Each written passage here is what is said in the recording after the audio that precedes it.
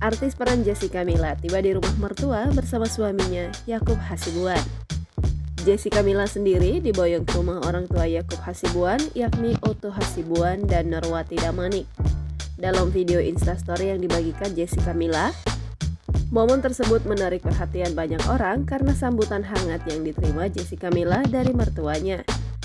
Setibanya di depan rumah mertua, Jessica Mila langsung dibukakan pintu dan disambut hangat Norwati Damanik.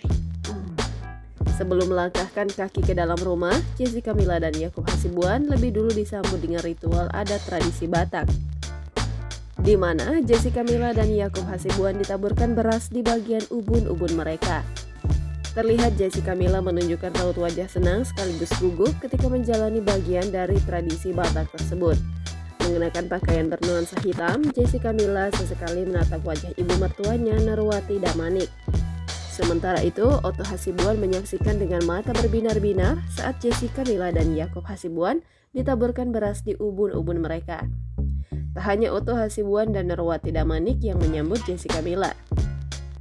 Kakak Yakub Hasibuan, Peti Hasibuan, juga menyambut dengan antusias. Terlihat dalam Instastory yang diunggah Peti Hasibuan ketika Jessica Mila dan Yakub tiba di rumah. Adapun Jessica Mila telah resmi menikah dengan Yakub Hasibuan pada Jumat 5 Mei 2023 di Gereja HKBP Rawamangun, Jakarta Timur.